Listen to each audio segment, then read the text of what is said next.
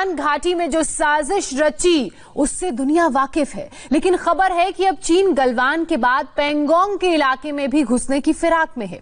ये खबर बहुत चौंकाने वाली है, लेकिन घबराने की कोई बात नहीं, क्योंकि हमारी आर्मी पेंगोंग में भी पूरी तरह से मुस्तैद है। चीन जहां से घुसेगा वहीं से मारने का प्लान है।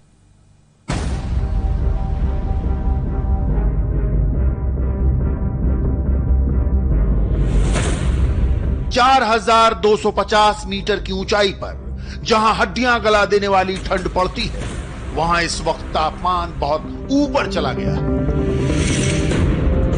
ये पेंगोंग झील है।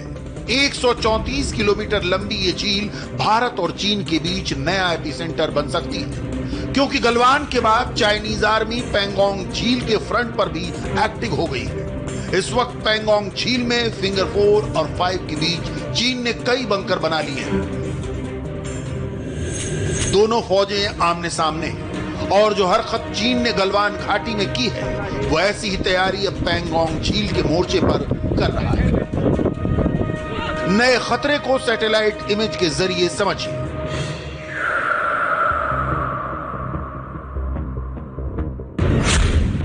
इस वक्त चीन की सेना ने फिंगर 4 और फिंगर 5 के बीच काफी कंस्ट्रक्शन कर लिया है।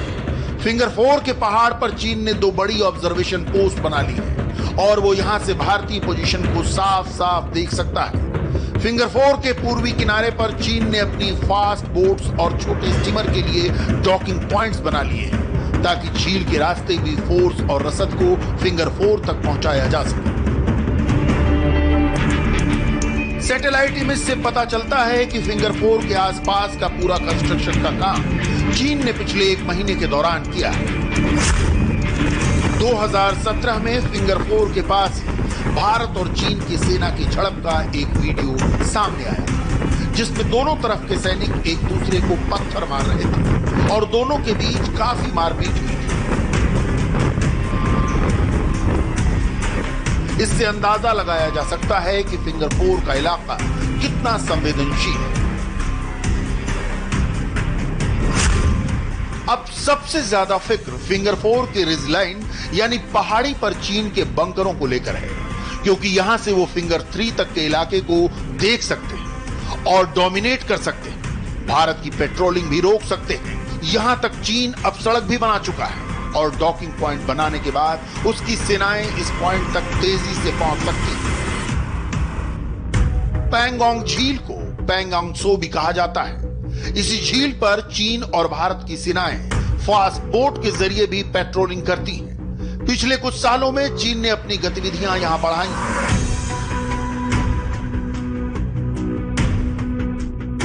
झील में पेट्रोलिंग के दौरान जब ये दोनों सेनाएं आमने सामने आती हैं, तो एक दूसरे को वार्निंग देकर लौट जाती है। अब तक यहां ऐसा ही होता आया है। यहां एलएसी को लेकर दोनों देशों के बीच अलग अलग राय है। इसे समझने के लिए ग्राउंड सिचुएशन समझिए। पेंगोंग झील 134 किलोमीटर लंबी है। झील का एक इलाका लद्दाख में है, जबकि दूसरा छोर चीन के कंट्रोल में। इस झील के उत्तरी किनारे पर पहाड़ है, और यहां झील के किनारे 8 फिंगर वाली शेप बनाते हैं। अब सैटेलाइट इमेज में देखिए पेंगोंग के किनारे और इसकी 8 फिंगर। भारत की सेनाएं इस 8वीं फिंगर तक के इलाके में पेट्रोलिंग करती रहेंगी। इसमें 4थी फिंगर तक का इलाका भारत के कंट्रोल में है, जबकि 4थी से 8वीं फिंगर तक का इलाका, जिसका फासला करीब 8 किलोमीटर है, उसके बीच में अब चीन की सेना बड़ी तादाद में मौजूद है, और उसने वहां अपने टेंट लगा दिए। पेंगोंग झील के आसपास हजारों मीटर ऊंचे पहाड़ों पर हवा बहुत तेज चलती है। ठंड इतनी ज्यादा कि हड्डियां गला दे। यहां जंग क्या, किसी इंसान का ज्यादा देर बाहर आसमान के नीचे खड़े रहना भी आसान नहीं है। और ऐसे में पेंगोंग झील के आसपास अक्सर भारत और चीन की सेनाओं का आमना सामना होता रहा है, लेकिन इस बार हालात बहुत गंभीर हो चुके हैं।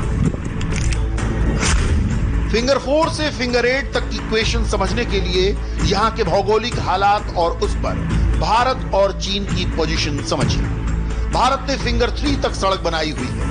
इसके पास भारतीय सेना की एक एडमिनिस्ट्रेटिव पोस्ट है। यहां से फिंगर 4 तक का फासला 1 किलोमीटर का है, और इसके बीच कोई सड़क नहीं, जबकि चीन ने फिंगर 4 तक 8 किलोमीटर की सड़क बना दी। और वो यहाँ ट्रक या जीप पे बैठ कर आते हैं। इस बार चीन ने यहाँ टेंट लगा दिया और वो पीछे नहीं हट रहा। चीन लगातार भारत की सरहद में घुसने की कोशिश कर रहा है।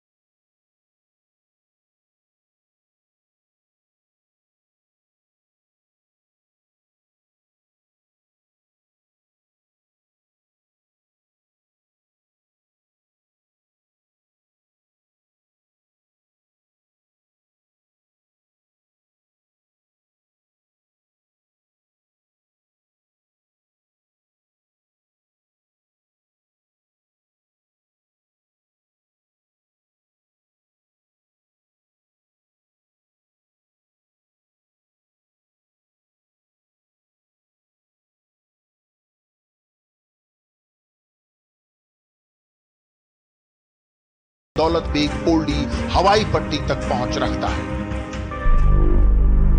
5 और 6 मई को एलएसी के पास 3 लोकेशंस पर भारत और चीन की सेनाएं आमने सामने हुई। तब से चीन की मूवमेंट देखकर पता चलता है कि उसने भारत में एंट्री पॉइंट के लिए लद्दाख में 3 इलाकों को चुना और भारत में तीनों जगहों पर चीन को काउंटर किया।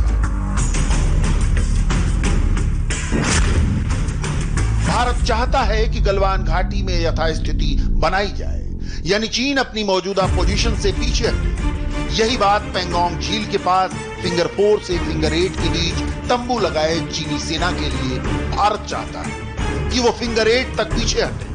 इसके अलावा गोगरा पोस्ट की तरफ भी चीन को पीछे हटने के लिए कहा गया है। इस बीच तिब्बत से कुछ तस्वीरें आई और ये चाइनीज मिलिट्री की बदनीयती को साबित करती है। सैटेलाइट इमेज का आकलन करने वाली एक एजेंसी ने पैंगोंग झील के दूसरे किनारे के करीब रुटोंग काउंटी की तस्वीरें सोशल मीडिया पर अपलोड की। ये इलाका है रुटोंग काउंटी, जो इस वक्त चीन के कब्जे में है। यहाँ पिछले कुछ वक्त में चीनी सेना ने अपने नए अड्डे बनाने शुरू कर दिए। भारतीय पोजीशन से इस इलाके की दूरी करीब 100 मीटर है। सैटेलाइट तस्वीरें बताती हैं कि यहाँ जून 2019 से कई मिलिट्री स्ट्रक्चर बनाए गए। वहीं चीन ने वेस्टर्न फ्रंट यानी भारत तिब्बत सीमा पर एक्सरसाइज शुरू कर दी है और इसमें वो बख्तरबंद गाड़ियों और तोप का इस्तेमाल कर रहा है। चीन दिखाना चाहता है कि इस इलाके की उसकी तैयारी पूरी है। ये वीडियो चीन के सरकारी मीडिया ग्लोबल टाइम्स की ओर से आया है, जिसमें चीन के छोटे टैंक को भी दिखाया गया है।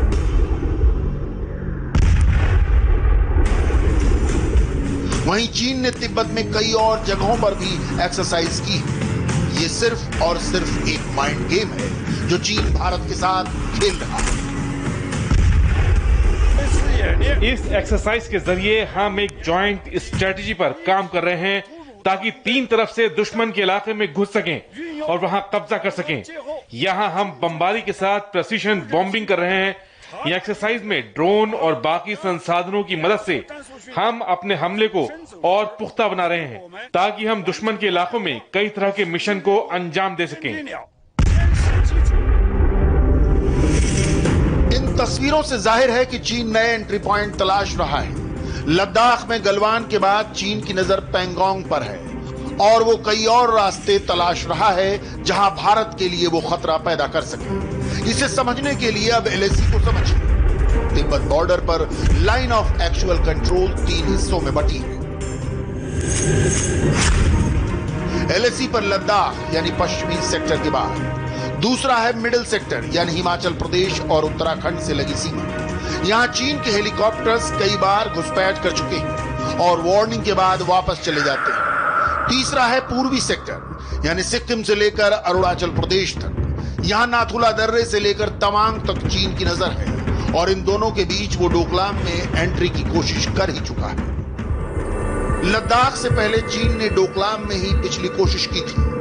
2017 में पूर्वी सेक्टर के तहत डोकलाम में भारत, भूटान और तिब्बत के ट्राई जंक्शन पर भारत और चीन की सेनाएं आमने सामने थी।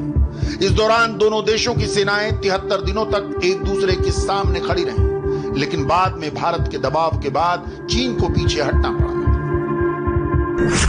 इसके बाद अप्रैल 2018 में प्रधानमंत्री नरेंद्र मोदी चीन के वुहान गए। फिर चीन के राष्ट्रपति शी जिनपिंग अक्टूबर 2019 में तमिलनाडु के मामल्लापुरम आए थे। ये दोनों बैठकें बहुत अच्छे माहौल में हुई। लगा कि दोनों देशों के बीच भरोसा बढ़ेगा, लेकिन चीन ने एक बार फिर LAC पर भारत को धोखा दिया है। चीन को इस बार सख्त जवाब देने की जरूरत है ताकि वो अपनी हरकतों से बाज आए और भारत से अपने दक्षिण चीन सागर के पड़ोसियों की तरह पेश न आए।